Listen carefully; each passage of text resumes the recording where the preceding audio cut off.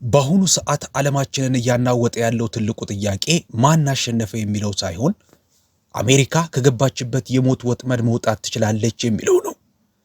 አሜሪካ አሁን ያለችበት ሁኔታ ለዓለም ኢኮኖሚም ሆነ ለታላላቅ መንግስታት ህልውና እጅግ አስጊ የሆነ መጥቷል።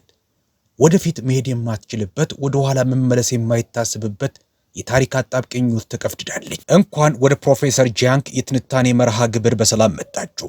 ዛሬ የምንወያይበት ርዕስ ከጦርነት ዜናዎች በላይ ጥልቅ የሆነና የሁላችንንም ኪስና ደህንነት የሚነካ ጉዳይ ነው። ትንታኔውን ከመጀመራችን በፊት ከየትኛው የዓለም ክፍል ሆናችሁ እየተከታተላችሁን እንደሆነ በኮሜንት ላይ አሳውቁን። አሁን እየተመለከታችሁ ያላችሁት አሜሪካ በመካከለኛው ምስራቅ የተጠመደችበትን የማይቀለበስ የሽንፈት አዙሪት ዝርዝር ትንታኔ ነው። ይህን መረጃ ለብዙዎች እንዲደርስና እናንተም በየቀኑ አዳዲስ ትንታኔዎችን እንድታገኙ ለዚህ ቻናል ሰብስክራይብ ማድረጋችሁን እንዳትረሱ። ቪዲዮውን ላይክ በማድረግ ድጋፋችሁን ግለጹ። ይህንን እጅግ ወሳኝ መረጃ ለምትወዷቸው ዘመድ ወዳጆቻችሁ ሼር በማድረግ ግንዛቤ እንዲጨብጡ አድርጉ። እንግዲህ ወደ ዝርዝር ትንታኔው እንለፍ።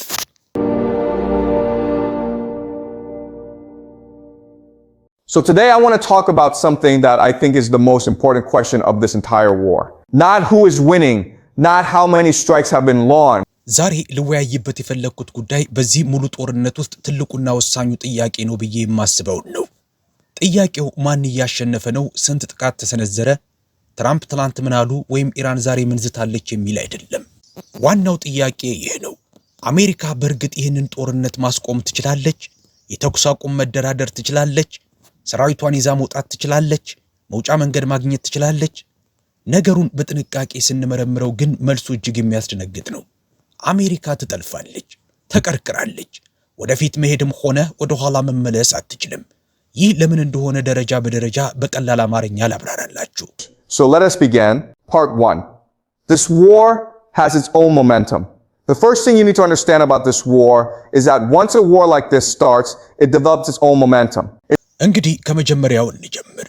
ስለዚህ ጦርነት መረዳት ያለባችሁ የመጀመሪያው ነገር አንዴ እንዲህ ያለ ጦርነት ከተጀመረ የራሱ የሆነ ግስጋሴና የራሱ አመክንዮ ይኖረዋል። ፖለቲከኞችና ጀነራሎች የሚቆጣጠሩት ነገር መሆኑ ቀርቶ ጦርነቱ እነሱን መቆጣጠር ይጀምራል። ዩክሬንን እንደ ምሳሌ እንውሰድ። ያ ጦርነት በየካቲት 2022 ሲጀመር ገና ከመጀመሪያዎቹ ሳምንታት ጀምሮ በንግግር የሚፈታበት መንገድ እንዳለ ሁለቱም ወገኖች ያውቁ ነበር። ጦርነቱ መቀጠሉ ከፍተኛ ሰብአዊና ኢኮኖሚያዊ ውድመት እያደረሰ መሆኑንም ያውቃሉ። ሆኖም ከ4 ዓመታት በኋላም ያ ጦርነት አሁንም እንደቀጠለ የሰውን ሕይወትና የሀገራትን ኢኮኖሚ እንደጨረሰ ነው። ለምን? ምክንያቱም አንድ ጦርነት ከተጀመረ እሱን ለማቆም አንደኛው ወገን እጅግ መራራ የሆነን ነገር መቀበል ይኖርበታል። ሽንፈትን መቀበል፣ ውርደትን መቀበል እና ሊሸከሙት የማይችሉትን ቅድመ ሁኔታ መዋጥ አለባቸው። ይህ ደግሞ ለአብዛኞቹ መንግስታትና መሪዎች የማይታሰብ ነው። ይህ የኢራን ጦርነትም ልክ ያንኑ መንገድ ይከተላል። ሁለቱም ወገኖች ማቆሙ ለጥቅማቸው ቢሆንም እንኳ ሽንፈትን አምነው እጅ አይሰጡም። ይህ ጦርነት ለዓመታት ሊጎተት ይችላል። ይህ ግምት አይደለም፣ ደጋግሞ የሚከሰት የታሪክ ሂደት እንጂ። ነገር ግን ይህንን ጦርነት ከዩክሬን የበለጠ ውስብስብ የሚያደርገው ሌላ ነገር አለ።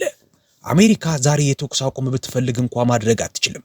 ኢራን ለመደራደር ፈቃደኛ ስላልሆነች ሳይሆን ኢራን የምታቀርባቸው ቅድመ ሁኔታዎች ለአሜሪካ እጅግ አውዳሚ ስለሚሆኑ ነው።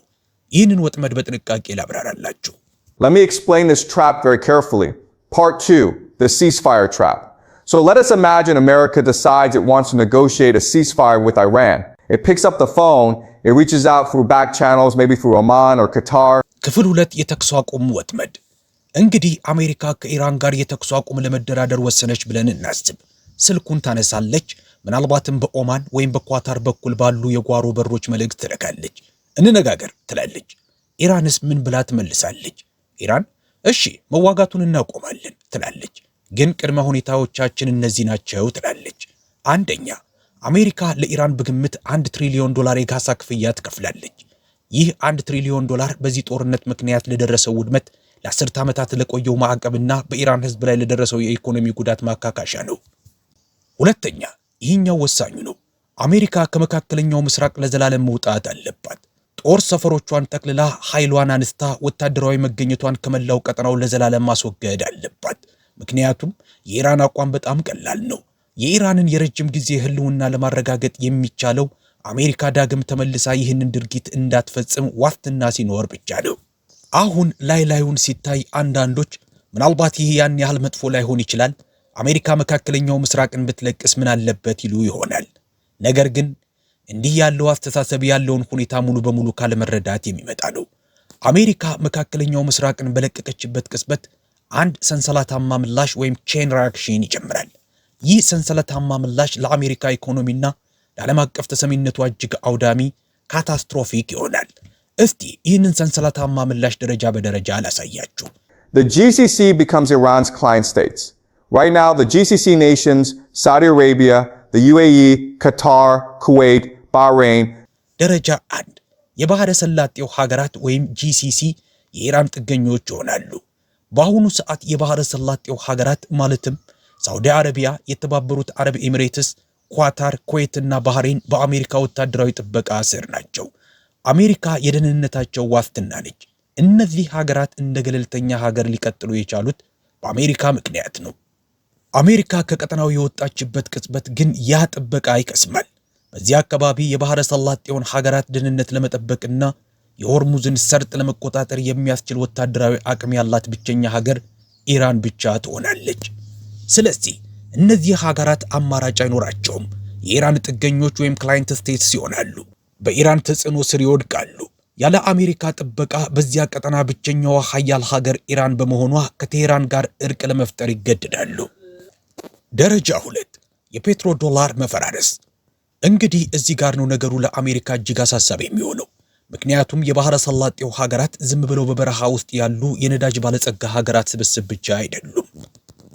እነዚህ ሀገራት ፔትሮ ዶላር ለሚባለው ስርዓት መሰረት ናቸው። ፔትሮ ዶላር ደግሞ የአሜሪካን ኢኮኖሚ በህይወት አቆይቶ የያዘው ብቸኛውና ወሳኙ ዘዴ ነው። ነገሩን በቀላሉ መንገድ ላስረዳችሁ። የባህረ ሰላጤው ሀገራት ነዳጃቸውን የሚሸጡት በዩኤስ ዶላር ነው። ሳውዲ አረቢያ የምትሸጠው እያንዳንዱ የነዳጅ በርሚል፣ ኳታር የምታወጣው እያንዳንዱ የጋዝ ምርት ዋጋው ተሰልቶ የሚሸጠው በዶላር ነው። ይህ ማለት ደግሞ የመካከለኛው ምስራቅን ኃይል ወይም ኢነርጂ የሚፈልግ ማንኛውም የዓለም ሀገር፣ ይህም ማለት አብዛኛው የዓለም ክፍል ማለት ነው፣ ነዳጁን ለመግዛት የግድ ዶላር ሊኖረው ይገባል ማለት ነው። ይህም ለዶላር ዘላቂ የሆነ ዓለም አቀፍ ፍላጎት ይፈጥራል። ከዚያም እነዚህ ሀገራት ከነዳጅ ሽያጭ ያገኙትን ዶላር መልሰው ወደ አሜሪካ ኢኮኖሚ ያፈሱታል፣ ሪሳይክል ያደርጉታል። የአሜሪካን የዱቤ ሰነዶች ትሬዠሪ ቦንድስ ይገዛሉ። በአሜሪካ የፋይናንስ ገበያ ላይ ኢንቨስት ያደርጋሉ። የአሜሪካን ዕዳ ይሸፍናሉ። አሜሪካ 39 ትሪሊዮን ዶላር ዕዳ ተሸክማ እንድትቀጥል የፈቀደላት ይሄው የፔትሮ ዶላር አዙሪት ነው። ለመናገር ይከብዳል እንጂ የአሜሪካ ኢኮኖሚ በመሰረቱ እንደ ፖንዚ ስኬም አይነት ነው።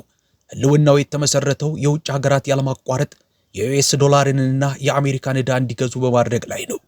ፔትሮ ዶላር ደግሞ የዚህ ሙሉ ስርዓት ሞተር ነው። አንዴ የባህረ ሰላጤው ሀገራት በኢራን ተጽዕኖ ስር ከወደቁ በፔትሮ ዶላር ላይ ምን ይከሰታል? ስርዓቱ ይበተናል። ሀገራቱ ነዳጃቸውን በዶላር ለመሸጥም ሆነ ያገኙትን ገንዘብ ወደ አሜሪካ ገበያ ለመመለስ ምንም ምክንያት አይኖራቸውም። የአሜሪካ የፋይናንስ ኃይል መሰረት ሙሉ በሙሉ ይፈራርሳል። አስታውሱ፣ አሜሪካ 39 ትሪሊዮን ዶላር ዕዳ ላይ ተቀምጣለች። ያለ ፔትሮ ዶላርና ያለ ውጭ ሀገራት ግዢ አሜሪካ ያንን ዕዳ መክፈልም ሆነ መቀጠል አትችልም። ውጤቱም እጅግ አስከፊ ውድመት ነው። ደረጃ 3 ጃፓንና ደቡብ ኮሪያ ዳግም ይታጠቃሉ። Japan and South Korea remilitarize. So now let us look at what happens in Asia when America withdraws from the Middle East. አሁን ደግሞ አሜሪካ ከመካከለኛው ምስራቅ ስትወጣ በኤዥያ ምን እንደሚከሰት እንይ። ጃፓንና ደቡብ ኮሪያ በአሁኑ ሰዓት እየሆነ ያለውን ነገር በጥንቃቄ እየተከታተሉ ነው።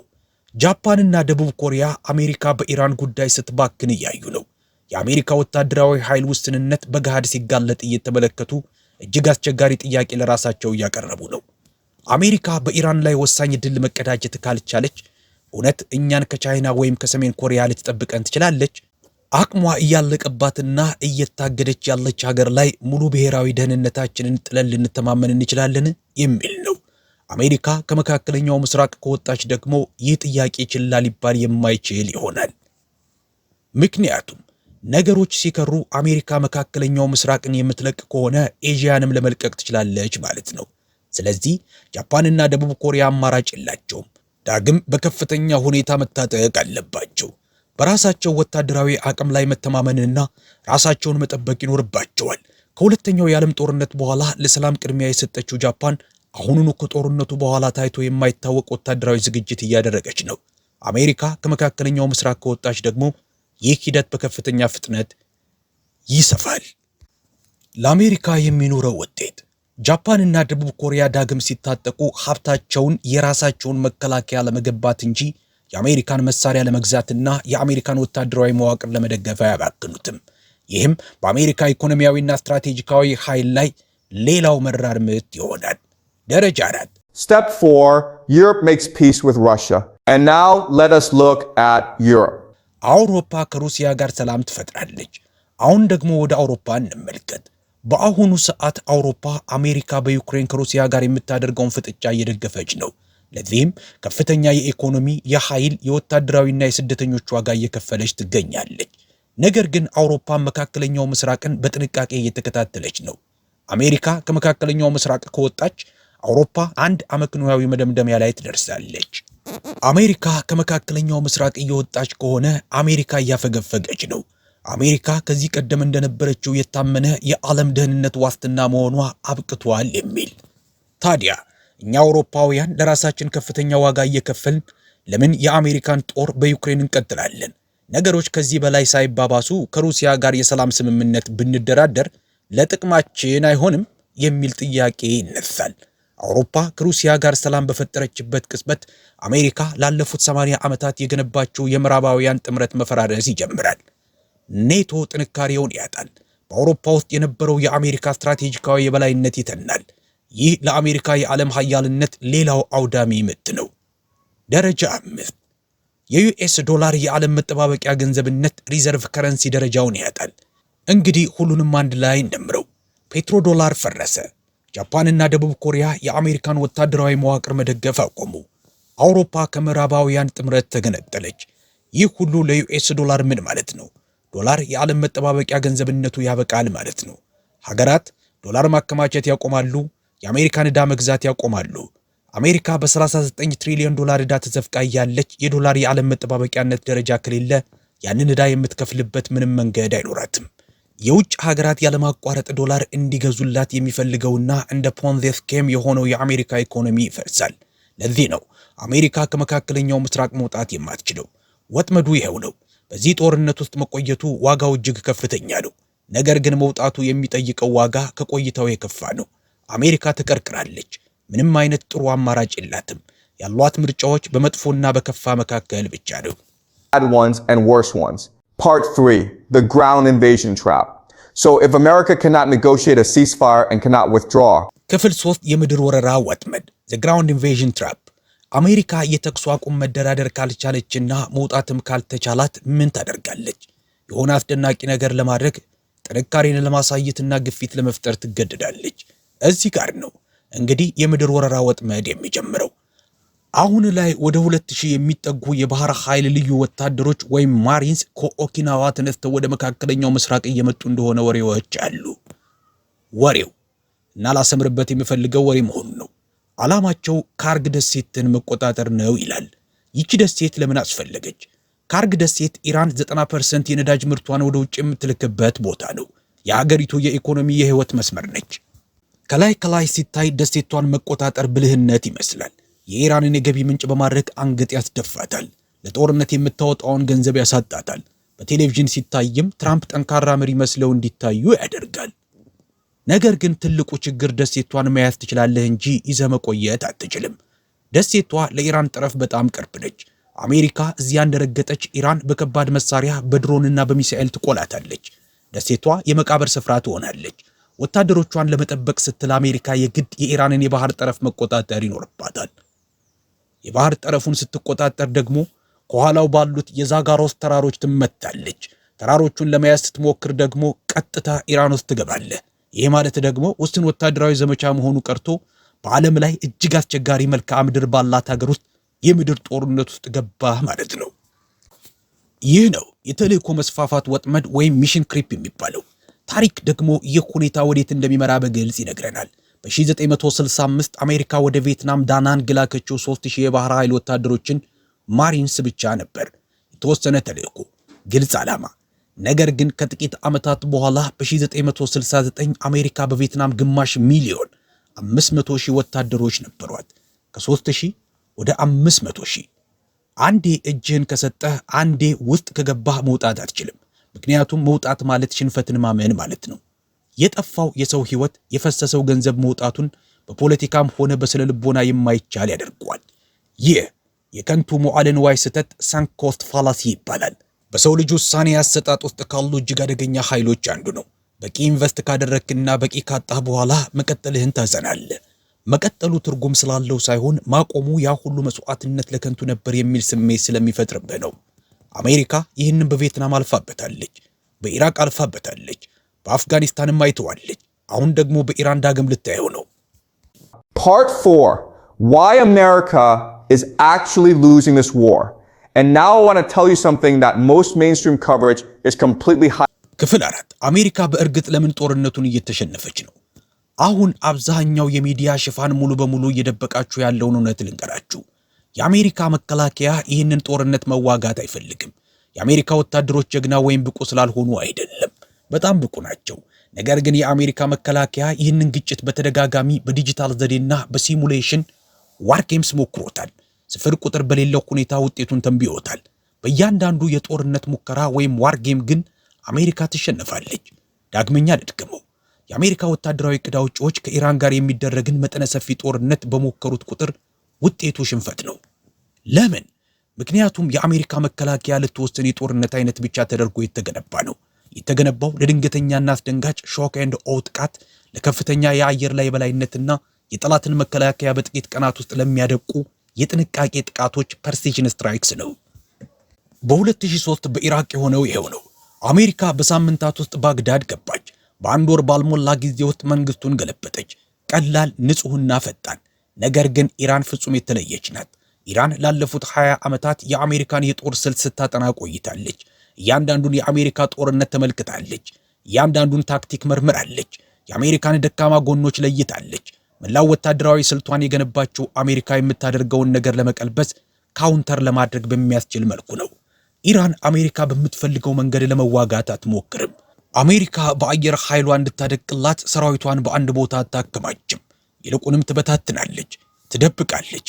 አሲሜትሪክ ወይም ያልተመጣጠነ የጦርነት ስልቶችን፣ ድሮኖችን፣ ሃይፐርሶኒክ ሚሳይሎች፣ ከመሬት በታች ያሉ መደበቂያዎችንና በመላው ቀጠናው ያሉ ተላላኪ ኃይሎቿን ትጠቀማለች። ይህ ሁሉ የታቀደው የአሜሪካን ብልጫ ለማክሸፍና የአሜሪካን ደካማ ጎኖች ለመጠቀም ነው። ይህ ደግሞ ከአሜሪካ ግዙፍ የጦር መርከቦች ወይም ኤርክራፍት ካሪየርስ በላይ የትም ቦታ በግልጽ አይታይም። ለምሳሌ ዩኤስኤስ አብርሃም ሊንከንና ዩኤስኤስ ጄራልድ ፎርድን እንውሰድ።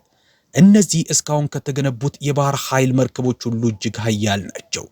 እያንዳንዳቸው አንዲትን ትንሽ ሀገር ለማውደም የሚያስችል የጦር መሳሪያ ይሸከማሉ። እነሱ የአሜሪካ ወታደራዊ ኃይል የመጨረሻ ምልክቶች ናቸው። ነገር ግን አሁን ከኢራን ጠረፍ ርቀው ቆመዋል። ይዝታሉ፣ ጥንካሬያቸውን ያሳያሉ፣ ግን በተግባር ብዙም እያደረጉ አይደለም። ለምን? ምክንያቱም ወደ ኢራን ጠረፍ መጠጋት ማለት በኢራን ድሮኖችና ሃይፐርሶኒክ ሚሳኤሎች ክልል ውስጥ መግባት ማለት ነው። መርከቧ ምንም ያህል ኃያል ብትሆንም ለጥቃት ግን እጅግ ግዙፍ ኢላማ ነች። አንዲትን የጦር መርከብ ማጣት አሜሪካ በታሪኳ ከደረሱባት ወታደራዊና ስነ ልቦናዊ ድብደባዎች ሁሉ የከፋው ይሆናል።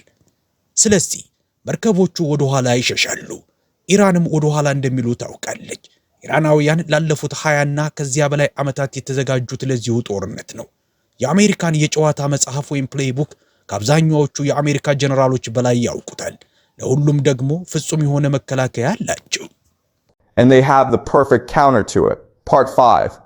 What should America actually do? So given all of this, given that America cannot stop, cannot withdraw, cannot win. ክፍል 5 አሜሪካ በእውነት ምን ማድረግ አለባት? እንግዲህ ይህንን ሁሉ ካየን በኋላ አሜሪካ ማቆም ካልቻለች፣ መውጣት ካልቻለች፣ በንጹህ መንገድ ማሸነፍ ካልቻለችና ወደ ምድር ወረራ ወጥመድ እየተንሸራተተች ከሆነ በእውነት ምን ማድረግ አለባት? ለዚህ ጥያቄ እውነተኛው ምላሽ የሚገኘው ከጉዳዩ ትንሽ ፈቀቅ ብሎ ሰፋ ያለውን ምስል ወይም ቢገር ፒክቸር በመመልከት ነው።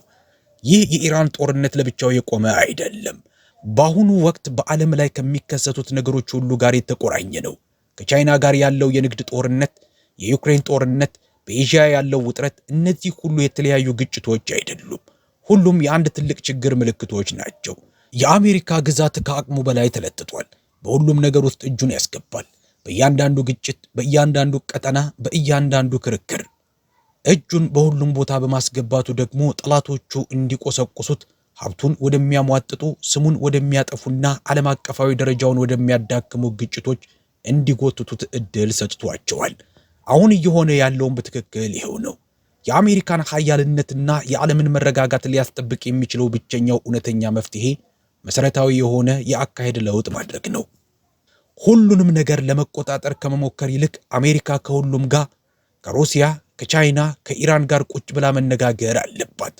አሜሪካ ተቀናቃኝ የማይገኝላት ብቸኛ ኃያል አንቻሌንጅድ ሄገሞን የነበረችበት ያ የአሮጌው ዓለም ስርዓት ማብቃቱን አምና መቀበል ይኖርባታል። አሁን አዲስ ስርዓት ያስፈልጋል። አሜሪካ አስገዳጅ ሳይሆን እውነተኛ አጋር የምትሆንበት ስርዓት፣ እያንዳንዱ ትልቅ ኃይል ለዓለም መረጋጋት ድርሻ የሚኖርበት፣ የዓለም ኢኮኖሚ ለጥቂት ባለስልጣናት ብቻ ሳይሆን ለሁሉም በሚጠቅም መልኩ የሚሰራበት ስርዓት። ይህ በተግባር ሲተረጎም ምን ማለት ነው? አሜሪካ በ80 አገሮች ውስጥ ወታደራዊ ካምፖችን ለማቆየት መሞከሯን ታቆማለች ማለት ነው። አሜሪካ ዶላርን በማትስማማባቸው አገሮች ላይ እንደ ኢኮኖሚያዊ የጦር መሳሪያ መጠቀም ታቆማለች ማለት ነው። አሜሪካ ከሩሲያ፣ ከቻይናና ከኢራን ጋር በአንድ ጠረጴዛ ዙሪያ ተቀምጣ እንዲህ ማለት አለባት። ሁላችንም እዚህ ጋር ፍላጎት አለን። ሁላችንም የምንፈልጋቸው ነገሮች አሉ። ሁላችንም በእኛ ላይ የሚተማመኑ ህዝቦች አሉን። ስለዚህ ማንም ሰው ፍላጎቱን ለማሟላት ወደ ጦርነት መግባት የማያስፈልግበትን ስርዓት በጋራ እንገንባ። ይህ ደካማነት አይደለም፣ ይህ ጥበብ ነው። ጦርነቱ አሁን ባለው መንገድ ከቀጠለ ከሚመጣው ታላቅ ጥፋት ሊያድነን የሚችለው ብቸኛው ነገር ጥበብ ብቻ ነው። አሜሪካ ያንን መንገድ ለመከተል የሚያስችል ትህትናና ራዕይ ያላት ወይ የሚለው የዘመናችን ትልቁ ጥያቄ ነው። እውነቱን ለመናገር መልሱን አላውቀውም። ነገር ግን አንድ የማውቀው ነገር አለ። አሜሪካ ያንን ውሳኔ ለመወሰን በዘገየሽ ቁጥር ዋጋው ለራሷ ለአሜሪካ፣ ለኢራንና ለመላው ዓለም እጅግ ውድና እጅግ አሰቃቂ የሆነ ይሄዳል። So let us just recap what we have covered today. This war has its own momentum, just like Ukraine, and neither side can easily stop. እስቲ ዛሬ የተነጋገርንባቸውን ነጥቦች በአጭሩ እንቃኛቸው። የጦርነቱ ግስጋሴ። ይህ ጦርነት ልክ እንደ ዩክሬን የራሱ ግስጋሴ አለው። የትኛውም ወገን በቀላሉ ሊያቆመው አይችልም። የተኩስ አቁሙ ወጥመድ። አሜሪካ የተኩስ አቁም መደራደር አትችልም። ምክንያቱም የኢራን ጥያቄዎች 5 ደረጃዎች ያሉት አውዳሚ ሰንሰለታማ ምላሽ ያስከትላሉ። አንደኛ፣ የባህረ ሰላጤው ሀገራት ወይም ጂሲሲ የኢራን ጥገኞች ይሆናሉ። ሁለተኛ፣ ፔትሮ ዶላር ይፈራርሳል። ሶስተኛ፣ ጃፓንና ደቡብ ኮሪያ ዳግም ይታጠቃሉ። አራተኛ፣ አውሮፓ ከሩሲያ ጋር ሰላም ትፈጥራለች። አምስተኛ፣ የዩኤስ ዶላር የዓለም መጠባበቂያ ገንዘብነቱን ያጣል። በ39 ትሪሊዮን ዶላር ዕዳ ላይ የተገነባው የአሜሪካ ኢኮኖሚም ይፈራርሳል። የምድር ወረራ ወጥመድ። አሜሪካ የምድር ጦር መላክ አትችልም። ምክንያቱም ካርግ ደሴት ወደ ጠረፍ፣ ጠረፍ ወደ ዛጋሮስ ተራሮች፣ ተራሮቹ ደግሞ ወደ መጠነ ሰፊ የምድር ጦርነት ይመራሉ። ልክ እንደ ቪየትናም ከ3000 ወታደሮች ወደ ግማሽ ሚሊዮን የሚደርስ ተልዕኮ መስፋፋት ወይም ሚሽን ክሪፕ ይከተላል። ወታደራዊ ሽንፈት። አሜሪካ በወታደራዊ መንገድ ማሸነፍ አትችልም። ምክንያቱም በየሙከራው ወይም ደግሞ ዋር ጌም ተሸነፋለች። ኢራን ለአሜሪካ ስልት ፍጹም መከላከያ የሚሆን አቅም ለመገንባት 20 ዓመታትን ወስዳለች። አሜሪካ ተጠልፋለች። ወደፊት መሄድ አትችልም። ወደ ኋላ መመለስም አትችልም። ባለችበትም ለዘላለም መቆየት አትችልም። ብቸኛው መውጫ መንገድና ወደ ጥፋት የማይመራው ብቸኛው ጎዳና ጥበብ ነው። ይህ አሜሪካ በበላይነት ሳይሆን በትብብር የምትመራበት አዲስ የዓለም ስርዓትና አጋርነት ነው። ይህ ይሆን እንደሆነ ጊዜ የሚነግረን ይሆናል።